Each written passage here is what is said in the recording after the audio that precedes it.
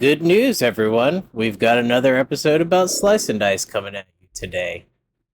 The last video did well for me, so we're going to do another one of those if we can. And I see that we have Armor 2-1, which is a slightly sad curse on the book club tier list. So right now, I'm just double checking my starting team and making sure they can get out of the early game so we can do this video. And I immediately see that our team is kind of bad. Scoundrel's got a bunch of X's. Dude has got a bunch of X's. Ruffian has a side that he can only use in certain circumstances of being shielded.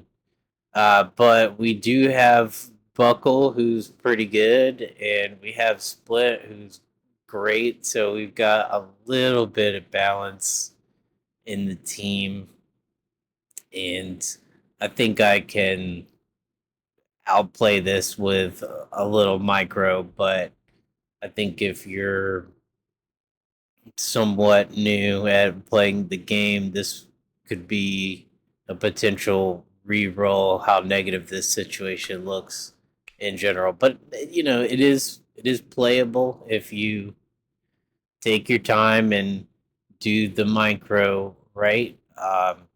This run is going to be more heavily focused on the micro aspect of it. When you give monsters survivability, oftentimes that'll be the case. And with other curses, you might want to be more careful about your hero picks and knowing who's getting taken out of the pool. But here I'm double checking, making sure that like Warlock and Sorcerer aren't terribly affected by the curse.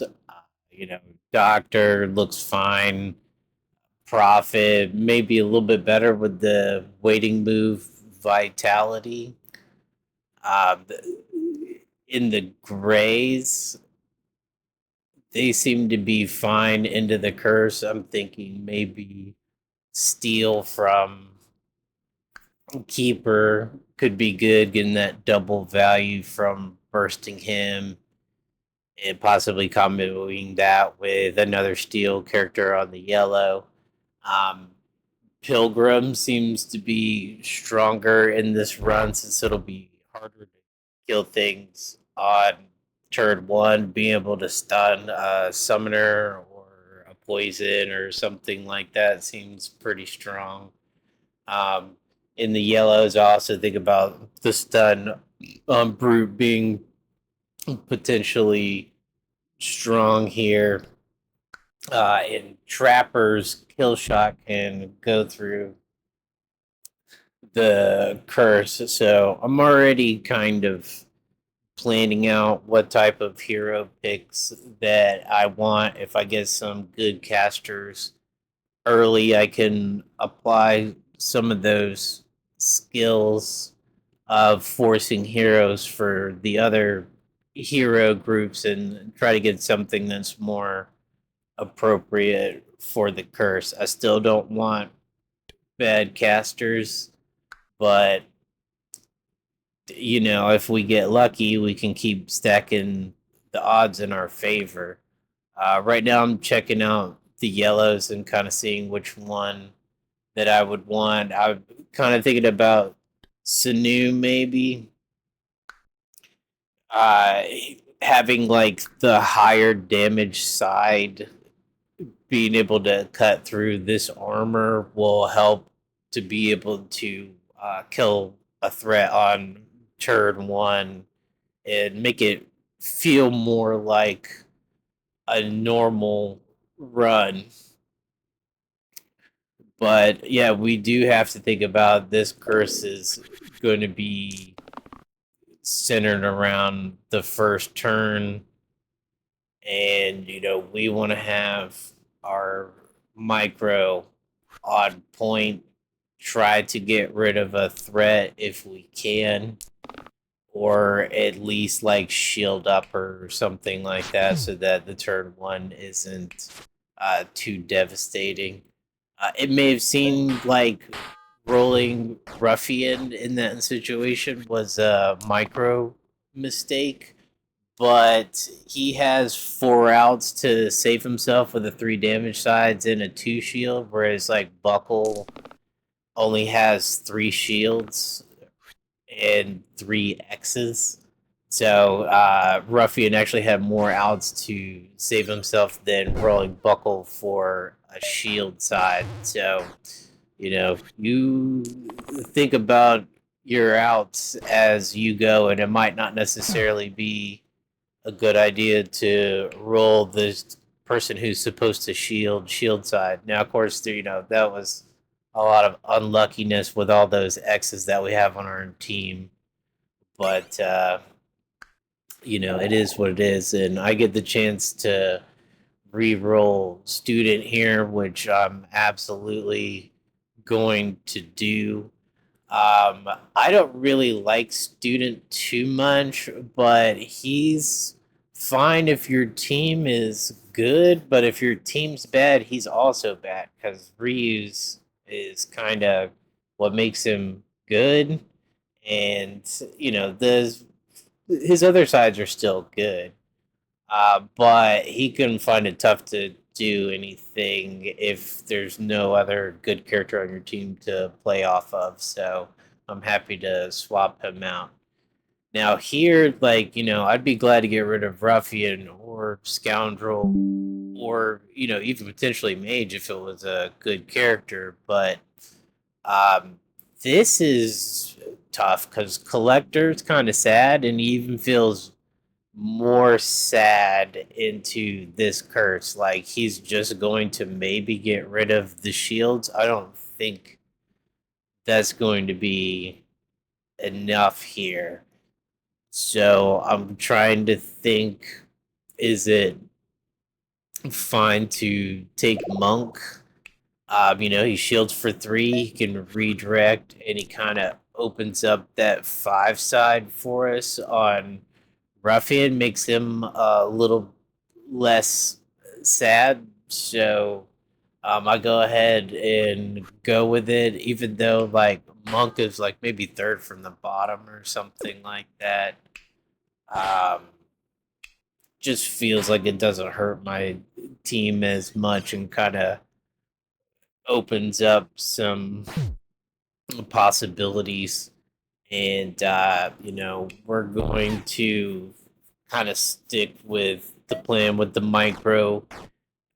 Usually you like to get rid of a threat on the first turn if you can.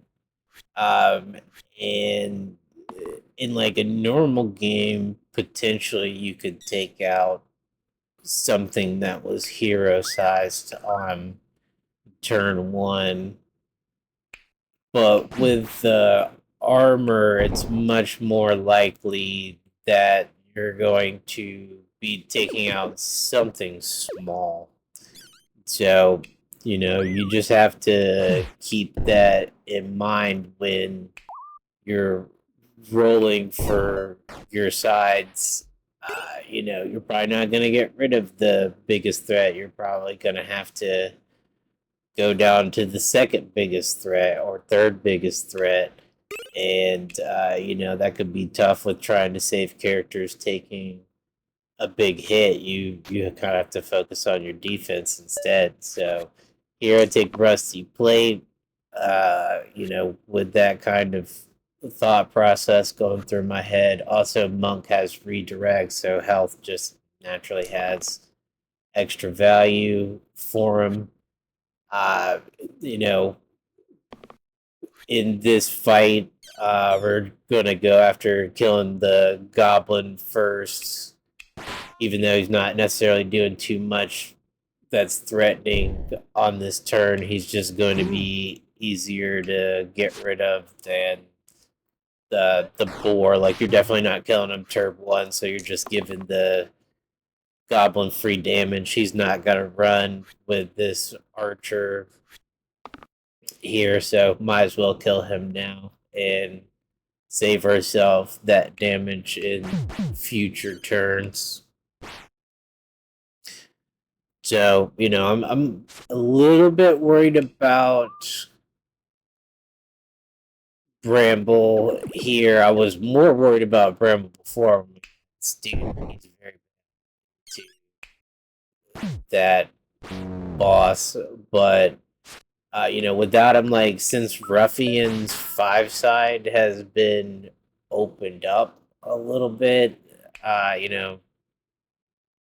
we should be okay. But this is tough. I even like think about it for a little bit, and I want to make sure I can't roll into anything worse. And I see Lazy's there, and I'm like, no way, this is gotta work for us. And of course, we get one more hero upgrade anyway, so I'm not necessarily under huge pressure to take that choice either way.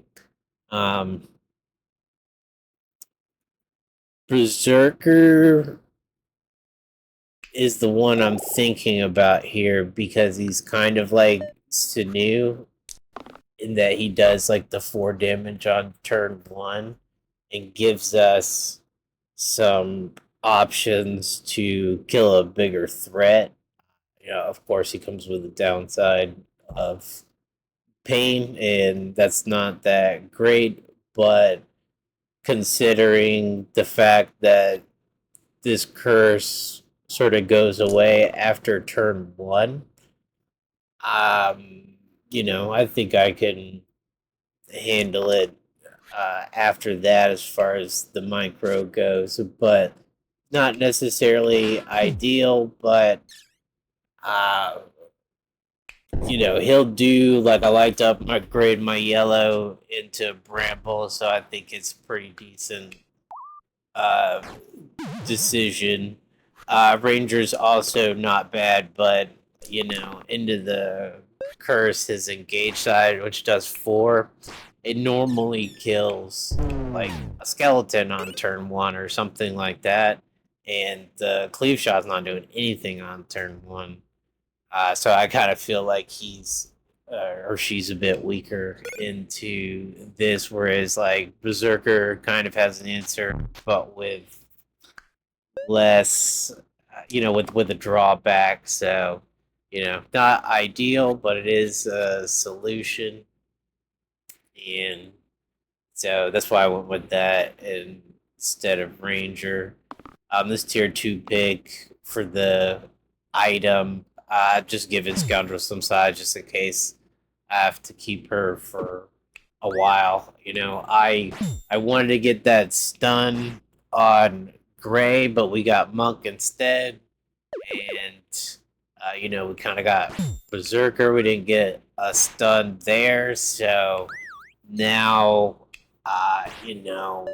on my orange pick, since that's the one we're probably going to get the most control over.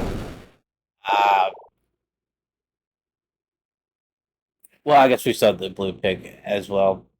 But the orange pick, I'd really like to get Trapper on this run to deal with slates on turn 1, or like Ghost, or just kill something turn 1. Like, it's way easier than trying to beat that down, and then I can take a little bit of pressure off of Berserker having to do pain damage on turn 1. Caldera is, one of the 2 heroes that we'd like to see for the blue, so it's not too tough. I don't think Gambler is all that good, and with this curse being tough, I want someone even less that's not that great. Um, in this fight with like the Cyclops, I just go ahead and do as much damage as I can turn 1. You like to play defensively if you can, but there are some fights that you want to hit the gas. You don't really have the luxury of waiting around. And I mean, like, if your build is super good, maybe you still can, but um, Cyclops is one of those heroes I don't want barreling into me for multiple turns. This snake fight, I don't want to sit here and let them hit a bunch of characters with poison. I don't want to let summoners bring in a bunch of extra monsters into the fight. So, sometimes even if your general idea is to play on a more defensive side and try and force your defensive heroes to be better heroes in the pool. Depending on the fight that's in front of you, it might not be appropriate to play that way.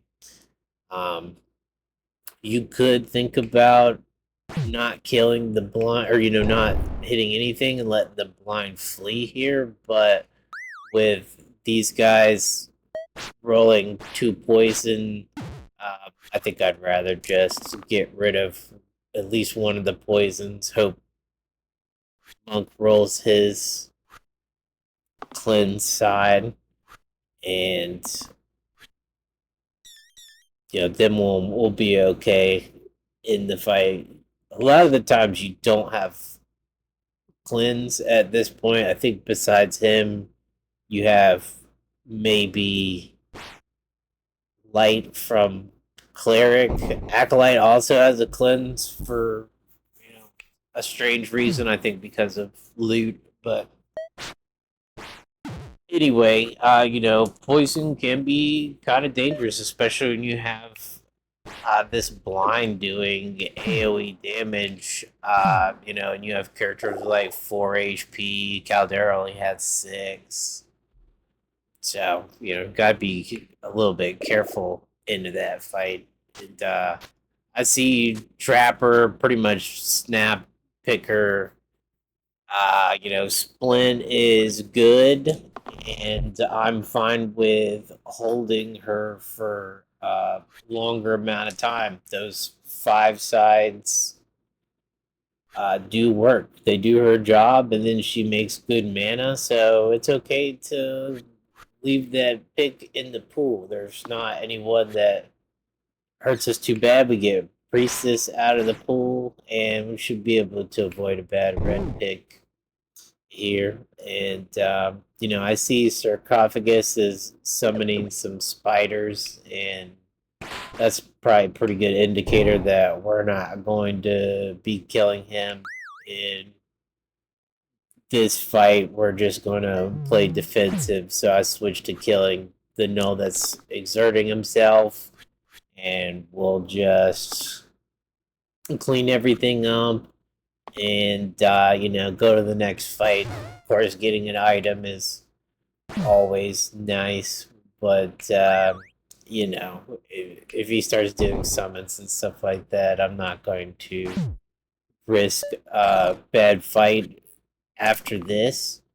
I do actually think that right after this fight, the next few fights where you'll run into like graves and stuff like that, this is probably where you're going to get punished for a curse like Armor 2, because the nightmare scenario is a bunch of swarm units already on the board that do good damage on turn 1. This is where a fight like that would show up. So I'm scared this is going to be some kind of like grave sniper fight or something like that. And I don't want to leave that fight with character down necessarily. I mean, you could probably still be okay in a non-boss fight, but I am kind of like looking into the future. You're always trying to not have characters die, so it's not some kind of like strategic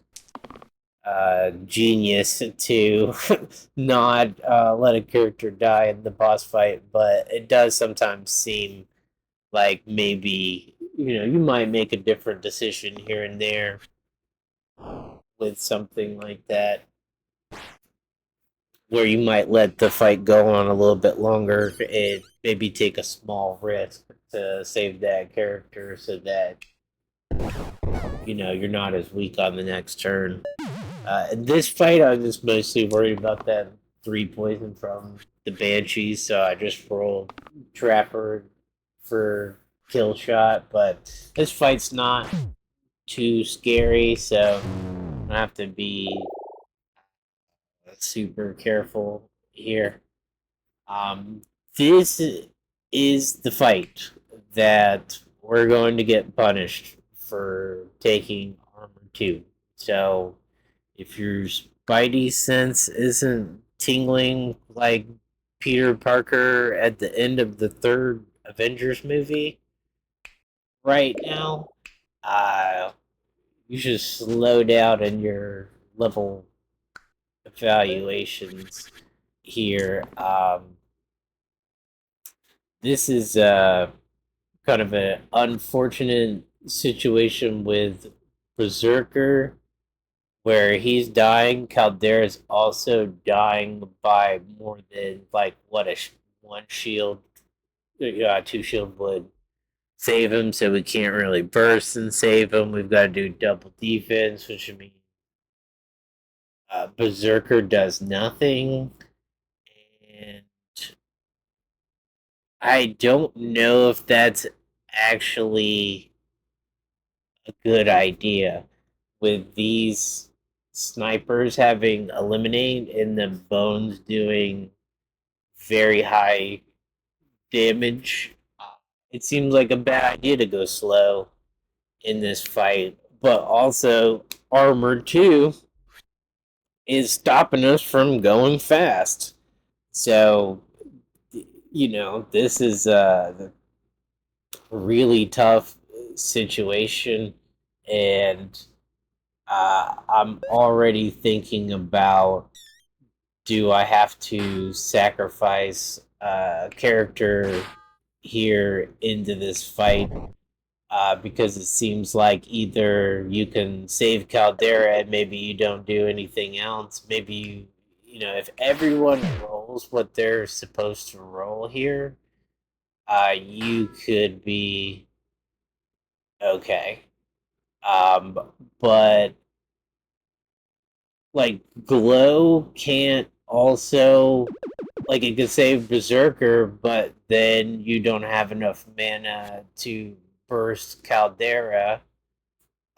So it feels like it could be pretty tough to save both these characters, and we've done our second roll. We're still staring at an X on Caldera. If Trapper would roll a kill shot side, that would be okay. Um, but it's starting to feel like, everyone needs to hit their side, and it's like kill shots 1 and 6, and Monk only has a 1 and 3 to hit his redirect side, which would fix this problem. If Berserker had rolled his Death Defy, I wouldn't be as in a bad situation. But I also feel like I can't afford to have him roll an X here. And if someone's gonna go in this situation, it should probably be Berserker, even though he seems like the one that should be more savable. Um, but Caldera, for one, has the Scald spell, and it should be extremely strong into this fight. Berserker, we're gonna be babysitting him. Disciple can, of course, babysit him under normal circumstances, and you'd still get some value. You wouldn't lose necessarily just because you lost Caldera here instead of Berserker, but I think with him taking so much damage there and just barely saving him. I'd rather have a character that consistently rolls sides. And, we're still looking at needing to kill something this turn to sort of keep the damage low. And of course, we get kill shot. That's what I was looking for. Um, and I might have had to roll more aggressively, but the vulnerable side still would have been okay. Should still get a bones kill off of it and not be in a dire situation with all of this damage coming through. But Scald should be the answer in this fight, and I'm going with that. Yeah, it's unfortunate that I had to lose a character. I know that in like the beginner fundamentals, I just killed off Ruffian in like the beginning, and I was like, sometimes that happens. But my coach saw that, and he was like, yeah, you killed Ruffian for no reason in the first fight. And now it's like, oh man. I was like, but it gives my red something new on turn one. So it's a good idea. But yeah. So soup and triangle, we're getting to some interesting item picks now. Soup is a super overpowered item, and I pick it almost always when I see it. I'm pretty sure it's pretty high on the list, but ordinary triangle is also not a bad item. There's a lot of threes in the tier threes, and it's kind of a free +1 to those sides. It would work right now for Monk. Give him 4 block sides, but yeah, I mean, Soup seems really strong with adding the healing, especially with like toting Berserker around and stuff like that. And then later on, I mean, you can get insane sides with like Poet doing huge heal shield sides and stuff like that. So I think it's a pretty solid item.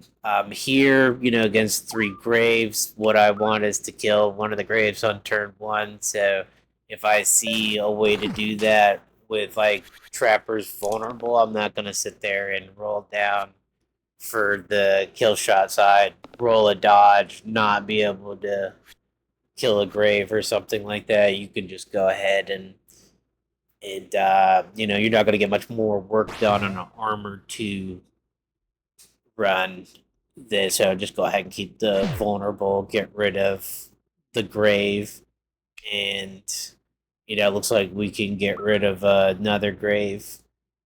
You When there's multiple graves, you should always go for the one on the bottom if you don't already know that, because the bone splinters from the top one will like help you kill the Slimer or another grave or something like that. Whereas like the bottom one, the splinter is just going to be on that one grave. So just a tiny bit more value there. But on a run like this with armor 2, we want good micro, good value from our sides, and sort of think outside the box. And like you can kind of see, I'm doing a lot more undos in this run than I did in the Hero Decay run.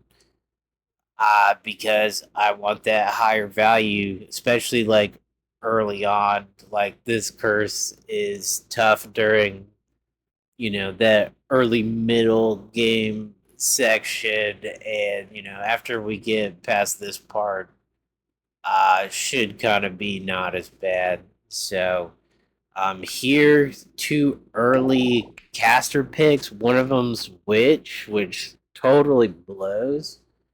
um and then the other one is Wizard. And the thing is, you don't typically take Wizard without any items. And then if you do have to do that, then you really want to force some kind of item for him. Now, there's a lot of things that break him, and I just happen to have Demon Eye on me, and I'm like, you know what? If nothing else, the just like 4 damage, 4 mana gain, and then hits the Inspire for another 4 damage, 4 mana gain. It's pretty decent. Uh, normally you don't have anything for Wizard, but I do have Wizard here. And, I don't really want a random. I don't want Witch, and I have something that is good for Wizard, so I'll just go ahead and take him. But, you should know that taking an early blue pick is, can be kind of dangerous. Uh, I've lost with, like, I get Sorcerer into Troll King and I give up Seer, and then he gets focus fired and dies, and I'll lose the fight or something like that. So you have to be cautious with some of these heroes, like Wizard and Sorcerer, kind of item dependent. Um, Wizard more so item dependent, but Sorcerer is like kind of mediocre without items. But if your run is being held together by Seer and everybody else sucks, that's not the time to give up your MVP into just because Sorcerer is good later. Like, you always have to win the fight that's in front of you, and you got to be especially careful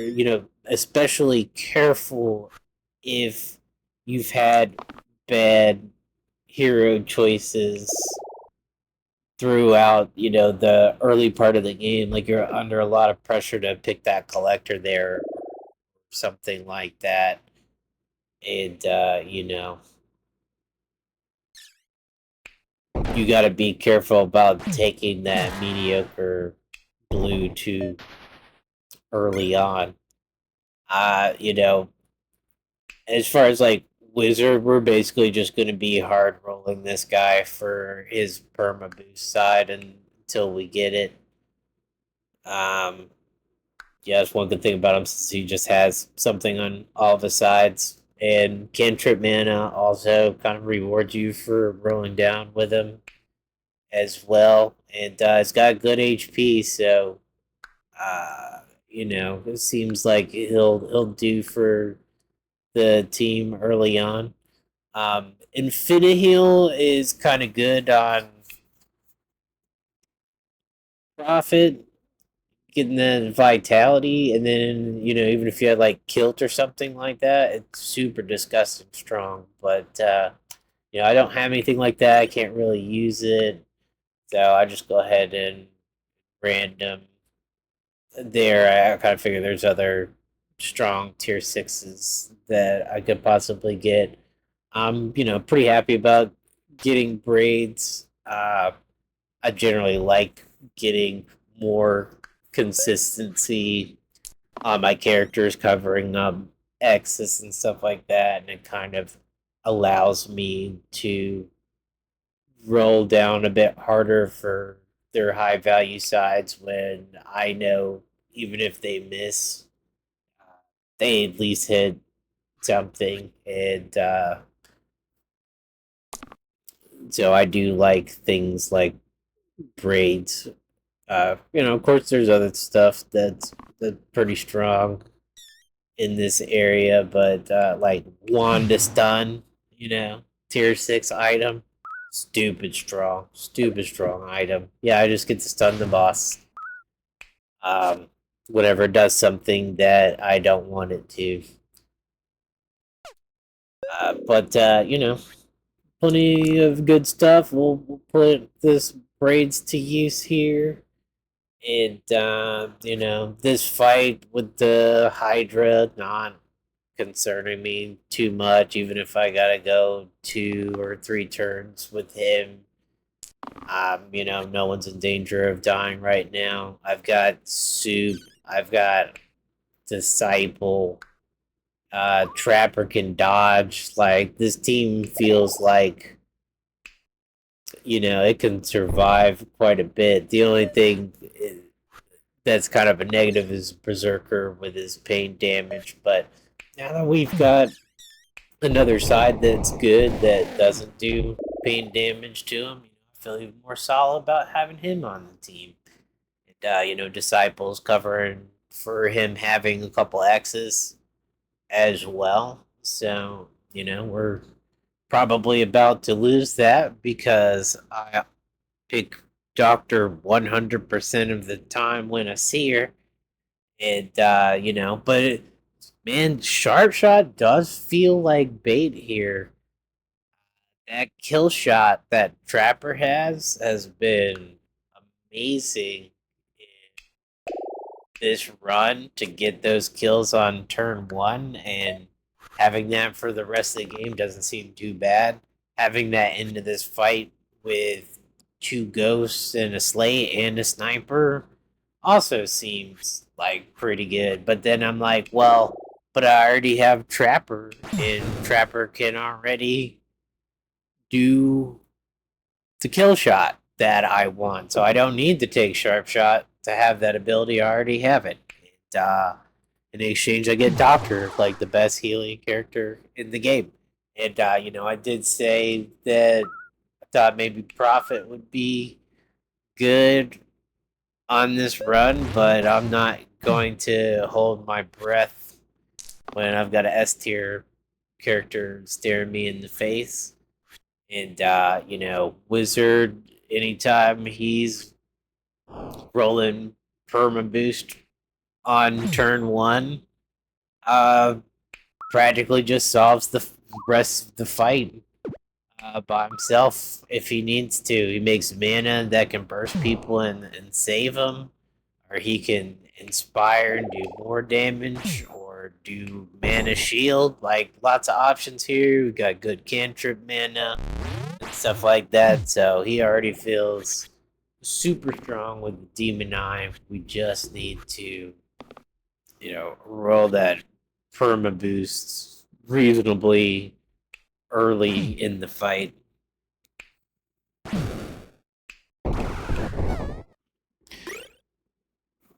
So we're getting a lot of like slates in this run, which is kind of surprising. It seems like it is kind of a punishment to having armor too in this run, but we got Trapper the answer to that really crappy circumstance. So I'm really happy about this pickup with Trapper. Every single one of these fights, these ghost fights, these slates, Trappers showing up, the hero we need. And Pocket Mirror, another just adding that left side that's super strong in the fight. Now we can probably reliably depend on this side to be able to solve fights. And, you know, Pocket Mirror is a very versatile type item with multiple heroes having good left sides and also blinks on their right side.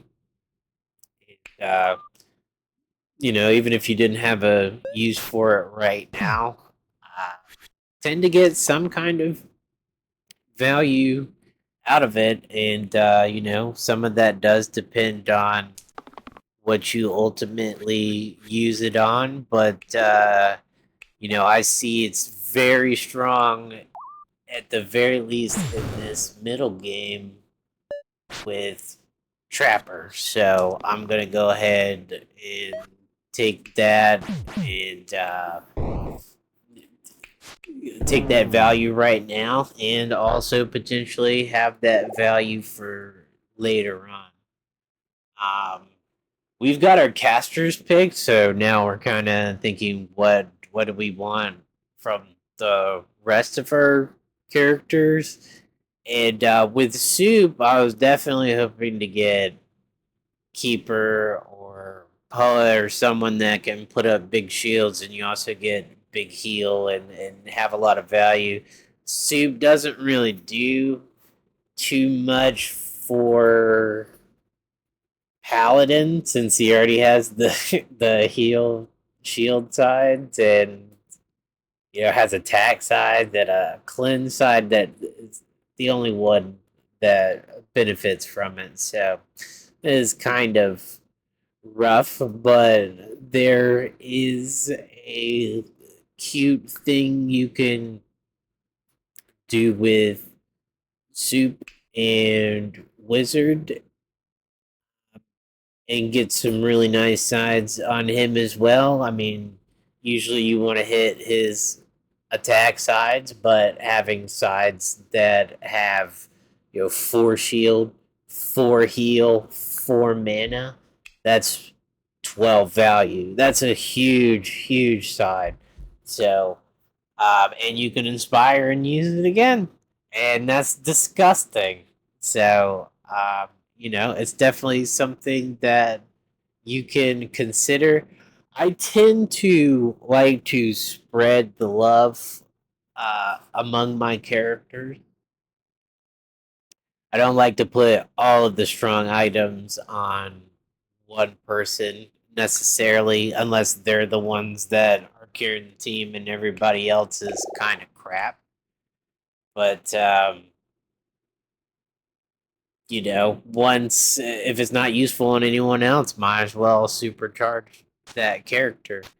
Now, one thing that I like to do with Paladin is get him to have another shield side, and then I kind of feel good about his character. I feel like when I want him to shield, he consistently shields. Whereas, like with 3 shield sides, it feels like sometimes he just rolls heavy, heavy, heavy, and that's not the best. It's not saying that like it's a terrible side or anything like that, but it just isn't quite as consistent as I would like it to be. I like my characters to do a specific role in the party.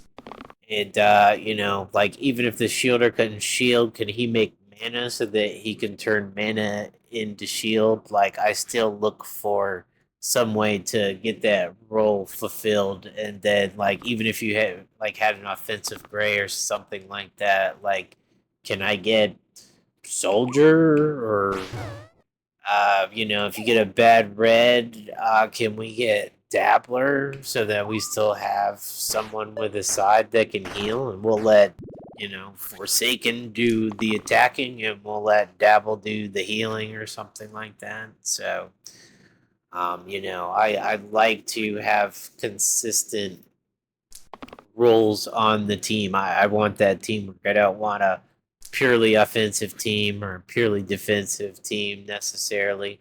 I suppose some curses might put some pressure on it. You to have a team like that, but I think that typically, like the book club tier list is thinking about defensive curses and defensive teams and stuff like that. And I don't think that that would come up as much. So having to have this like offensive team because I would imagine that's with things like Big Hitter 11 where you have sides that you're super scared that they're going to roll, so you have to kill them first, and I don't like to play like that. I like to have consistency on my team, heal my characters, shield them, avoid pain, poison, and stuff like that, like dodge damage sometimes if it seems like, yeah, this character could do 2 damage, but he could dodge 6. Yeah, I strongly consider just dodging the 6 because it's just overall better value here. And, I also kind of didn't want to give up Trapper, like the kill shots, doing well with the pocket mirror. Trapper has the dodge for the Tyrantus special HP, so that we're under less pressure in this fight. This doesn't necessarily look too bad. Um, but sometimes it's rough. Sometimes it's like three fanatics and a wisp or something, even higher damaged. And, snipers can still do nasty eliminate attacks. So, this fight's usually dangerous, and coming in here with like a crippled character can keep you in a death spiral until you get to the final boss, and you definitely don't want to be down a character by then. But just another reason not to pick Ludus, I guess. And not that you normally would. She's, pickable character sometimes. Like you would pick her to preserve your blue pick if it was like gas or something like that here. But not that great. You can get Whetstone, and that's not too terrible. Like she does 4 damage at least fairly consistently, which is kind of what you're expecting out of a orange in the in game anyway. Part of the problem is just having like 7 HP kind of sucks, and not having a dodge for the hand also is not that great either. So, kind of the things that you want on an orange, she doesn't have. But she still fulfills her job of doing damage to, kind of clean up the clutter monsters and stuff like that. So she still does her job. Um, I read him there on Iron Crown's one of like the worst ones. I think Poet's really the only one that likes it. So I'd rather, I just didn't see much value there. And then I ran him into Serration as a tier 9. I did think maybe also like with tier 7s, I was like, maybe I could get Dragon Pipe for Doctor or something like that. I felt like there's a lot of good hits.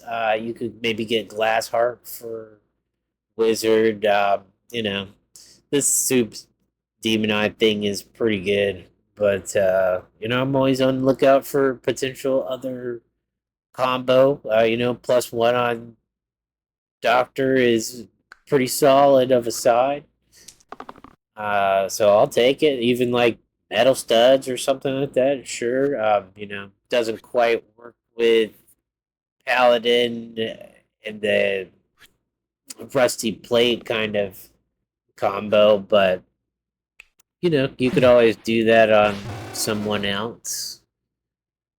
Um, just give you some options there. But Assassin, solid hero.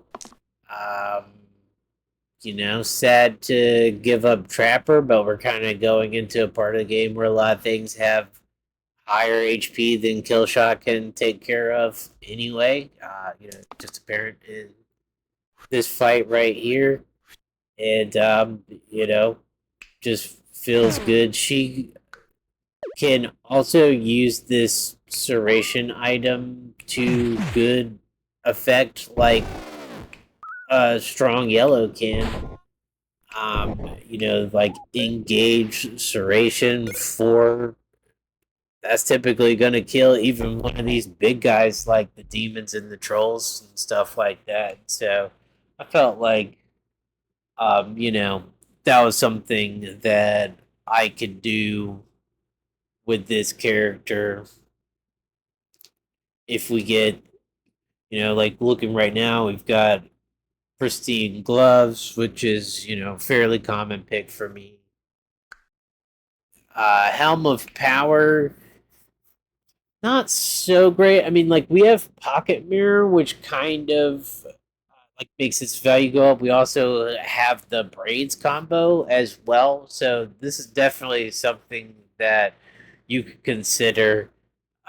You could Like, let's say if we had agent, we might do something with Wizards boost side boosting agent instead. So we'd want two boost sides instead of one. But since Wizard is kind of like a carry or a second carry on this team, I would just rather keep his build the way that it is, since we have a strong like orange yellow build with this pristine serration type deal.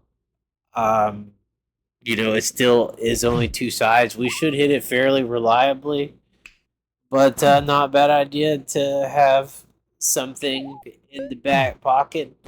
And I feel like even if Wizard didn't have anything amazing for his character here, Serration Pristine combo, like you're not even supposed to have it. We got that as like a high roll. So I'm feeling like pretty strong into the end game. This fight has a couple fanatics in it, and with the armor too, also kind of annoying to try and like get rid of these guys. They might get an extra turn on you and stuff like that. And typically when I see fanatics, I just kind of think to myself, okay, make sure that you survive here. That's the important thing, because the fanatics, like, they do the damage to themselves, right? So whatever damage output you would normally want out of a turn, they're just going to go ahead and take care of that. But in exchange, you're going to do more damage to you. So, I'm a lot more likely to like keep a shield side on a veteran or something like that when I see a fanatic, and less likely to try and see if I can like high roll kill something on turn one. I'm just like, just survive this turn. Next turn, you can get rid of a fanatic if it's doing something troublesome once it's kind of eaten away at its own HP, and just kind of, save up that mana. Um, get your shields in and kind of hunker down until next turn. You have some more options for what you can do. But, overall, with these Serration shots, we should be able to take care of these big targets and not be in too much trouble here. Um, I noticed in this particular fight, Wizard had a really hard time of rolling his good side, and he's not going to contribute too much, but that's okay. Like I said, we've got two offensive plans in this team, so even if Wizard decides to be a piece of crap, we still have some other kind of plan B to get us through. Um, still keeping the items sort of spread out and having the characters be consistent. We might do a little bit of item fiddling around in the final fight, kind of optimize ourselves for a boss fight. But we'll see. Like, in the hallway, I like to be on the consistent side, and then we'll see what we need to be worried about with the boss. Like, if it was Hexia, maybe we should be giving the health to Wizard instead, or something like that.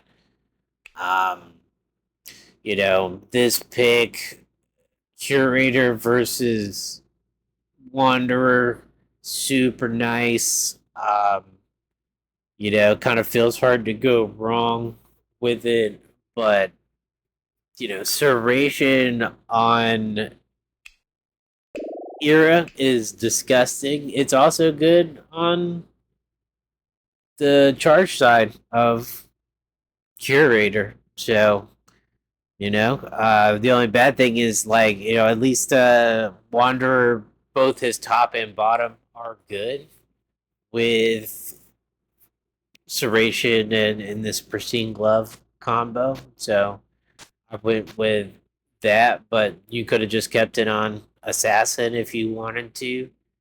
But I just see like with Era, like this is just the most disgusting side that I've ever seen. So I had to do it. But otherwise, like I'm not super stressed, and like Dragon's almost just automatically a freebie if you've got like cleanse, and we have Doctor and Paladin, and we shouldn't have much problem with killing the call. We've got strong sides. We've got assassin with a ranged attack, which all but guarantees we'll get that call kill on turn two. Even in a sort of bad scenario. So, um, I see the copycat combo with Wanderer and Wizard. If you don't know about this, it's pretty sick.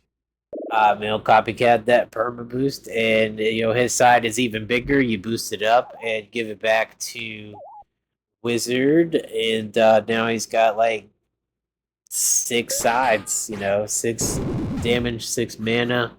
That soup side is 12 damage, 12 mana, 12 heal.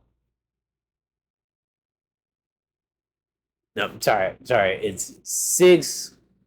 Yeah, if you inspired, it's 12, 12, 12. So it's 36 value from one side, which is absolutely disgusting. Like, you probably can't even use all of that. So, you know, uh, but it's still strong. And then you have these pristine Serration.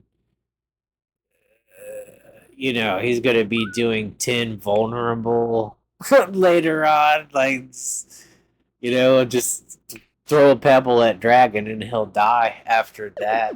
So I kind of want to see it in this fight. So I might even meander around a little bit just to see how disgusting that would be. But I'm not going to lose.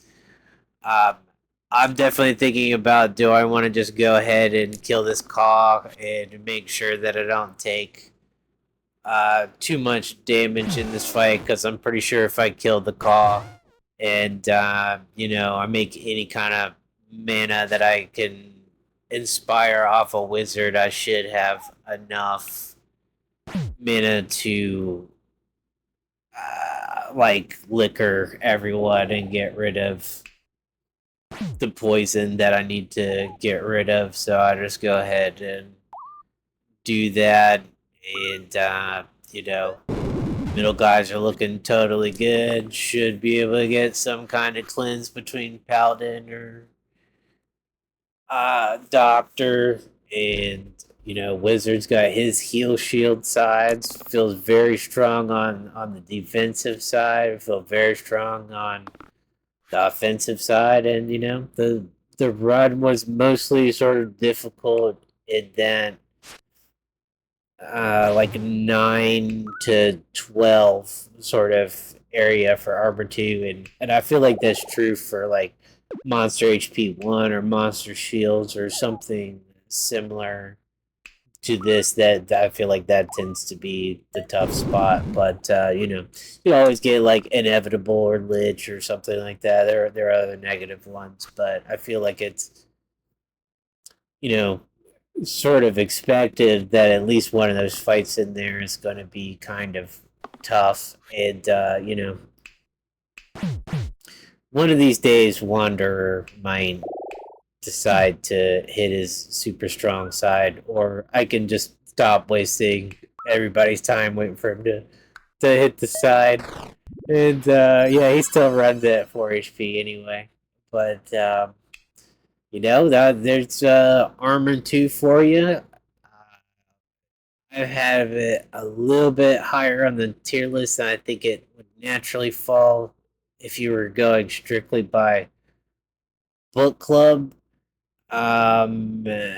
Maybe it felt a little bit more difficult, but it kind of felt like shield response to me, and it's kind of close to shield response on the tier list, and all of that stuff is sad for a reason. You're gonna have to deal with something that's gonna make it unusual, but I hope you learned something as far as like I tried to include some stuff that like even though I didn't get to see it like stun, that's an option. We can also maybe an option. The problem with it is that weaken is on bad heroes. Gas. Okay, cool. He weakens, and then what does he do? Make 1 mana for the rest of the fight? Like it's just not all that great. And of course, you can get items and whatnot, make it better. But I think in general, like weaken would be good if it was on better heroes. So it is a keyword that you might see like a generated item or like Scorpion Tail or something like that, where you could have a little bit more control over what's going on. But yeah, I think Stun and Weekend could be good. But you see, like Killshot just did crap tons of work in this run. And I'm not the biggest Trapper fan, but I'm not a Trapper hater either. And I think that she does well into this stuff. And you guys got to see me play Wizard, non Warlock, Sorcerer, Blue as well. Um, so yeah, and do something different in the run. But either way, I'll keep my eyes peeled for another big sad or slightly sad run so we can do another video like this. And you guys have a nice day. Thank you.